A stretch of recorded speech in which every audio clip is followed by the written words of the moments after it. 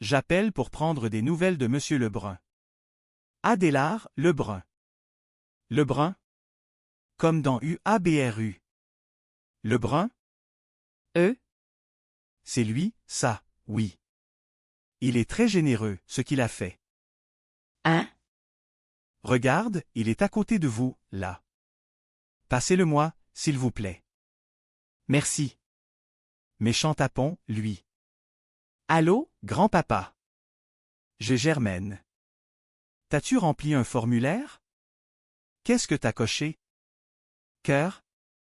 Foie? Rein? C'est un formulaire de don d'organes, ça? Non. Non, c'est pas le menu du souper. Bon, bien, retrouve-la, va la rejoindre, puis rends chaud pour venir avec tous tes morceaux. Mon Dieu! Hein? Lui, là, il est rempli de jour en jour, pas croyable. Et, maman? J'ai eu bien du fun à boire un verre avec vous autres hier soir. Un verre? T'en as pris bien plus que ça. Ouais, un shooter de plus, puis je me retrouvais couché en dessous de la table. Ouais, moi, une autre bière, je me retrouvais couché en dessous du barman. Vois si t'aurais fait ça. Et, tu folle, toi? Ça fait tellement longtemps que j'ai pas fait l'amour que je me rappelle même plus lequel des deux qui se fait attacher. Oh, les magasins vont fermer.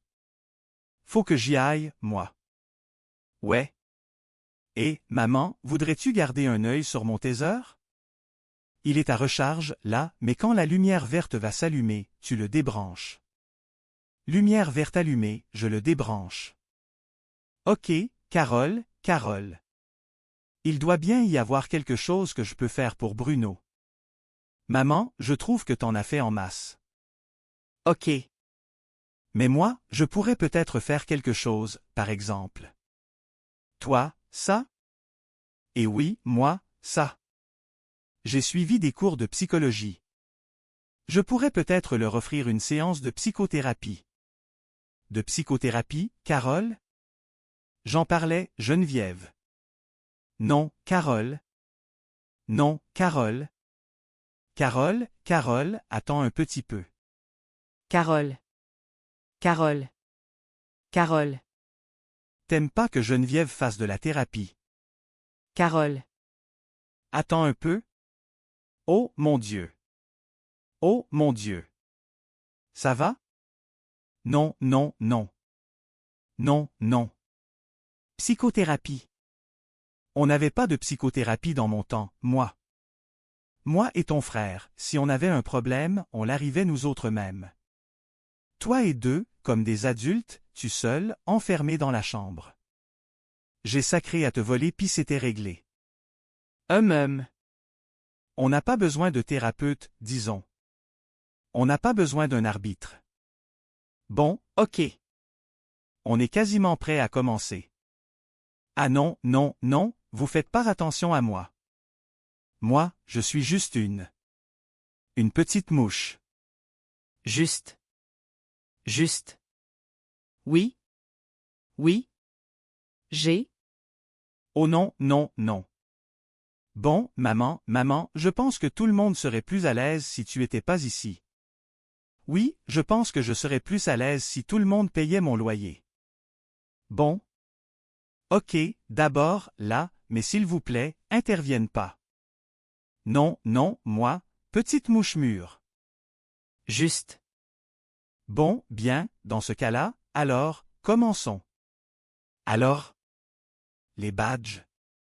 Tu nous as pas donné nos badges? Quoi? Quel badge? Ben oui, on est supposé d'avoir des badges, des étiquettes. Bonjour, je m'appelle Germaine Lebrun, je suis un mendie de folle. Non, maman? Il n'y a pas d'affaire de badge. Excuse-moi, on est supposé d'avoir des badges dans ces affaires-là. Il y en aura pas, point final. Correct, Carole? Si tu veux t'oublier badge, t'oublier badge. Ok, alors, j'aime bien. J'ai des fausses têtes dans la chambre. On pourrait les coller et mettre nos noms dessus. Maman, s'il vous plaît. J'essaie juste de t'aider avec ton problème d'étiquette. Mais j'ai pas de problème d'étiquette. Ben apparemment que oui, parce que t'as oublié les morts des étiquettes. J'ai pas oublié les étiquettes. Il y a pas d'étiquette. Mais calme-toi, Carole. Tu fais tout un plat avec rien. Bruno, t'as-tu besoin d'étiquette? Que veux-tu? Geneviève, t'as besoin d'une étiquette? J'ai pas besoin d'étiquette. Fais que les étiquettes. Ok, alors, Geneviève, d'après toi, c'est quoi la cause? Maman, c'est ça, ta façon de pas intervenir? Non, non, c'est ça. C'est une marionnette tenue. Non, non, je veux juste dire que comme on est chez Bruno, c'est Bruno qui devrait commencer. Non, non, maman, ça n'a aucune importance ce qu'il commence. D'abord, commence par Bruno. Non, maman, je commence pas par Bruno. S'il vous plaît, là, si ça te dérange pas, il y a une procédure à suivre. Ah ouais? Comment ça se fait d'abord que c'est pas important qui commence? Quoi? Ben non, tu peux pas employer procédure puis c'est pas important dans la même phrase, Carole. Imagine-toi, c'est comme ça qu'il faut atterrir les avions, là. Le pilote, il arrive sur la piste, il dit « Capitaine, capitaine, voyons, capitaine, voyons, capitaine, je sais pas c'est quoi son nom parce qu'il n'y a pas d'étiquette. » Les roues, là, elles sont-tu sorties? Ben, pas important la procédure. Ah, boin, à pas point, c'est quoi? Mordu de belle façon de commencer 2 semaines de vacances dans le sud. Maman, tu sais quoi? Quoi ça? Tu fais ça à tout coup. Arrête donc, Carole. J'ai jamais piloté un avion de ma sainte vie. À chaque fois que j'essaie de faire quelque chose par moi-même, tu viens tout gâcher. Là, tu deviens paranoïaque, cher. Ah oui? Qu'est-ce que tu fais de Tommy la lancette? Tommy la lancette? C'est de l'histoire ancienne, ça. Ah oui, ben, tu t'en souviens quand même. Ben, je m'en souviens. Je m'en souviens aussi. T'avais 16 ans, pis pas la moindre pointe de tonton en vue. J'ai failli t'acheter des lunettes, jusqu'à ce que le monde sache de quelle botte t'avais en face.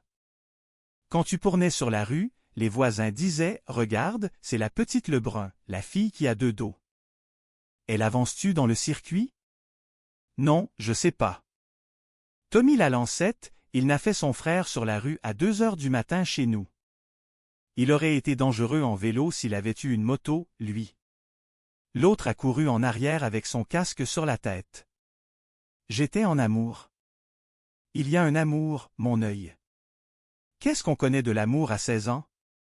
Surtout avec un bon à rien comme lui. Toi, de toute façon, si ça dépend juste de toi, je me trouverai jamais dedans.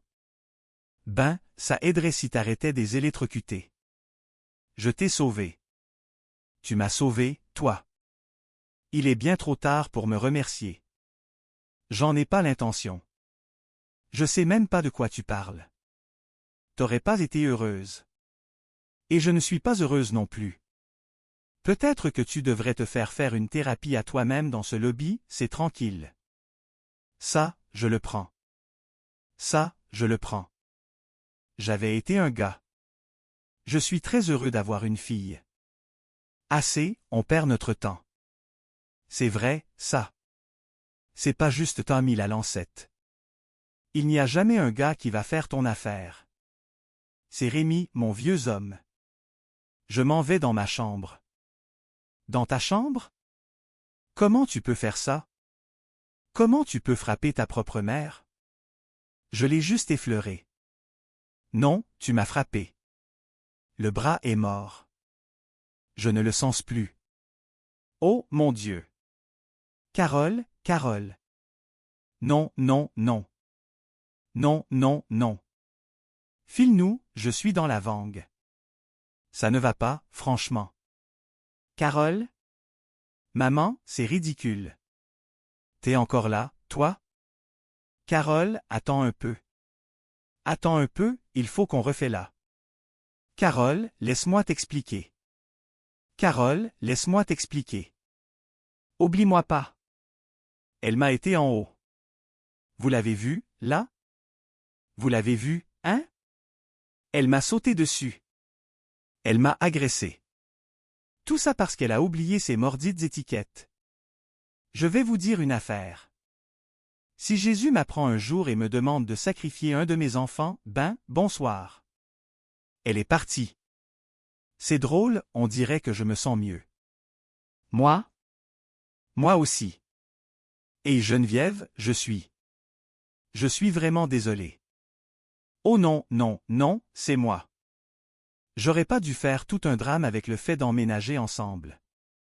Non, non, non, c'est toi qui as raison. Tu veux dire que tu veux qu'on vive ensemble? À une condition. Bon, laquelle?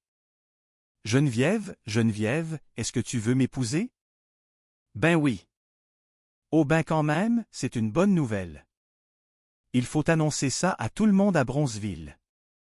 Bien, je viens. Je pense que ça s'est bien passé. C'est une super bonne idée, t'as eu bon sens. Merci. Ah? Hein? Tu veux prendre un petit café? Ah non. Cet homme-là, il pense que t'es accroché au bout d'une corde de budgie. Qu'est-ce qu'il veut encore? Je pense que t'es prêt pour mourir. Tu m'avoues que tu iras quand tu seras sûr? Non? Non, non, non. C'est quoi son problème? Dis-lui qu'il se tienne tranquille, sinon je vais monter et prendre sa température. Attends un peu. Attends un peu. Prends ça. C'est quoi ça? Un encyclopédie universelle. Un numéro de téléphone?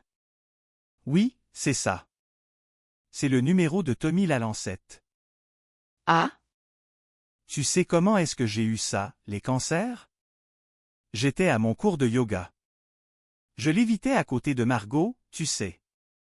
Elle me parlait justement de Tommy Lalancette. Sa femme, elle l'a trompé il y a 2 ans. Elle l'a sacré là avec 2 petits-enfants. C'est pas facile de se retrouver tout seul pour élever des jeunes enfants. J'en sais quelque chose. Par contre, je me suis dit peut-être qu'un petit coup de téléphone, ça lui ferait du bien.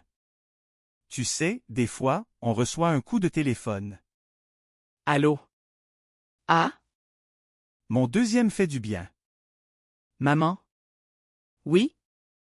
Merci. Ça fait plaisir. Non, non, mais sérieux, là, je niaise pas. Merci.